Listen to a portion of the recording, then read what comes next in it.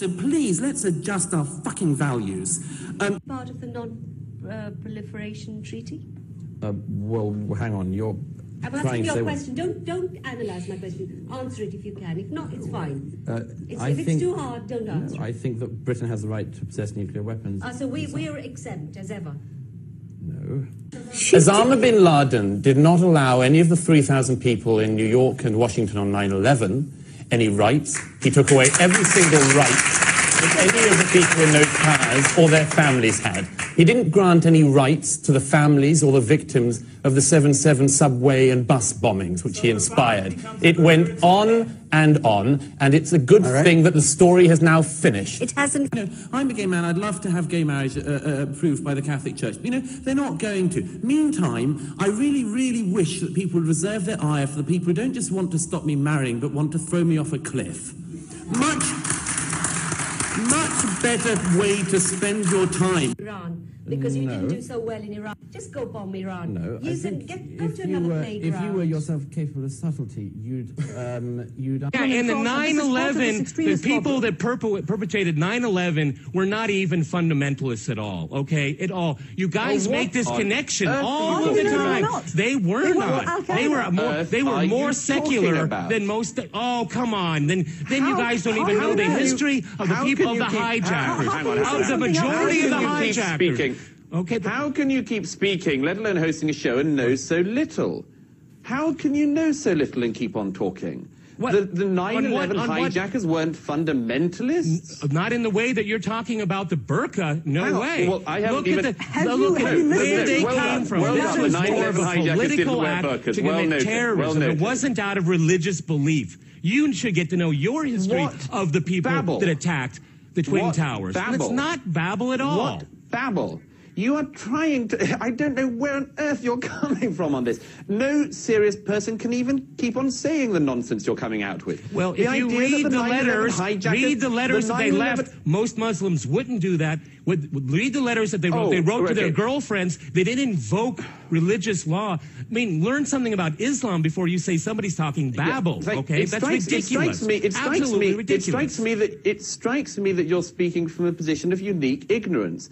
I don't know, first of all, why it is you keep on using this term Islamophobia to attack all people who are criticizing fundamentalism. It's a quite cheap way to try to avoid an argument. And then you try to claim that people who fly planes into Twin Towers and the Pentagon and so on and blow up people in my city for the crime of going on the subway are not fundamentalists. Just read the facts of their leaders. Maybe fundamentalists in the fact that they wanted to create terror, but not necessarily out of religion. If you know the history of each one of those attackers, they're not. That's not true at all. That is very ignorant. Right. All right. Let's go to Paris because we're running out of time. Let's go to Paris because we're. I'm sorry, Douglas. Any of the major texts on this, and you'll learn. I've learned. I know probably more than you'll ever forget. Go ahead.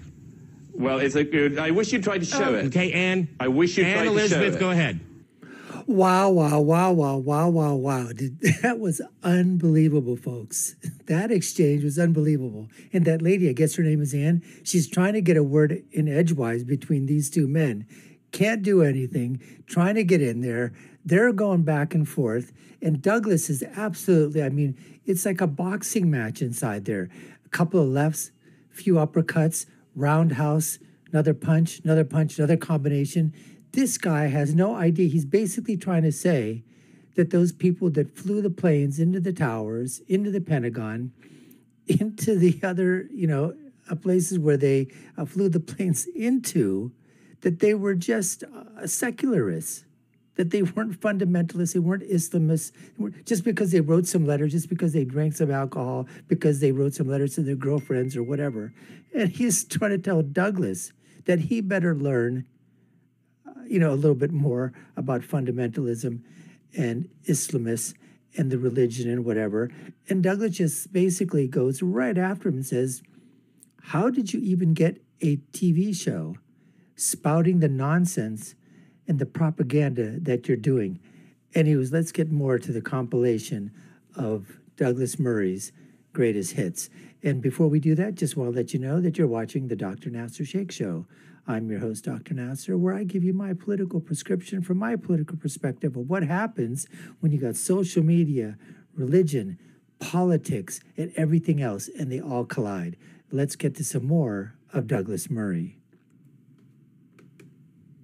Exercises a different scale of values in London than she would say when she's meeting the head of Hamas in Damascus last year and praising the head of a terrorist group whose organization carries out terrorist atrocities, which are genuine breaches of international law every single opportunity it has. In Iraq? Well, what about Fallujah? You talk about Tony Blair facing it. When you sit down with somebody like Khalid Mashal, you praise him. Fallujah, I did not praise him. You said, I said I've got his comments here. He was worth talking to, and he was actually quite. You said he was shrewd, plausible, and actually very likable. All right, let's get back. Let's get to uphold international law. That is. If you go back over that, just catch where Douglas Murray is taking a sip of water and goes, I've got the text right here. Taking a sip of water. I mean, just classic, folks. My main point. You've made your point. I wish you told Karen Michelle. Douglas Murray, can you... Yasmin may think that means that you should give that man a bomb. I think he should not get a bomb. I don't think he should have a bomb. I do not think that in the interest... That's what I think. I do not think that in the interest... That is what I think. You've made it clear by pointing at me and shouting. I will say to you again... So, gays for Palestine. Give me a break. If gays for Palestine were in Palestine, they'd have to move to Israel. Why isn't Amsterdam the first place to get attacked? I can assure you that you've made a mistake there. The radicalization of Muslim youth in Amsterdam is exceedingly worrying. Theo van Gogh was beheaded on the streets of Amsterdam by a young Muslim youth, working from a terror cell based in Amsterdam that fortunately was prevented before it blew up the headquarters of the Dutch intelligence service, the Dutch parliament, and Amsterdam airport. I was going to say, I think... Okay, now... Did you see that, folks? Just catch a look at this person's face here. Go over this thing. He asked a question. Just got to go over that. He asks a question, and he actually gets checkmated because Douglas Murray just pounces on the mistake this person made, bringing up this point. Let's go over that again. Parliament and Amsterdam airport. Watch his face. I was going to say, I think... Okay, now to make my next point on that, I think it's very important to stress two things on this. Firstly, this false notion that everything about foreign policy is behind us. One of the interesting things, perhaps the most interesting thing in the Policy Exchange report, was the analysis of what young Muslims in the survey knew. So all of the blowhard stuff about I am doing this for my Muslim brethren in Palestine, you know what tiny percentages of them could even name the Palestinian Prime Minister? Bullshit. The tiny number of them that could name Ehud Olmert. Bullshit. The tiny number that I think could even locate these areas on bullshit. the map. This is a great problem at the moment because demagogic Muslim leaders and others are taking advantage of their opinions. They are telling them they should be enraged about this, that their Muslim brothers are being abused, and that they should be more angry. And a lot of them think in response, yeah, I'll wind myself up about it, and I'll wind other people up about it. But do they ever bother to know anything about it? Do they ever bother to find out? Do they even satiate even basic curiosity? No. And one other thing that comes from this that ought to be said, has to be said now, is this. What if this were to do with foreign policy? I don't think it is. But what if it were to do with foreign policy? So what? So what? Is the British state going to take dictation for its foreign policy from a tiny community within its midst? I don't think so. No. Editors, a paid member of the KGB, a paid KGB agent who said, oh, it was just a bit of a laugh. Oh, and it still is just a bit of a laugh. Because if it's communism, it's a bit of a laugh. 70 million dead here and there, a bit of a laugh. Organisations that are struggling because £4 billion, £5 billion on a war that no one's asked for. The people of Libya are suffering and the people of Afghanistan are suffering as well. I'm going to tell you this now. People on the streets of London don't care. What they care about is their personal life. Yeah, £200 million a day for Libya. They care about the fact that they ain't got no job. They care about... It might not be an either or. It might not be allowing genocide in Libya or you getting more money for your group in London. For you to... Well, I mean, as I say, I come back to this thing, which is that even if any of these complaints were true, which they're not, even if they were true, at the moment the Prime Minister goes to Her Majesty the Queen to ask permission to use her armed forces, are we really going to go to the Muslim Council of Britain to ask permission? I think probably not.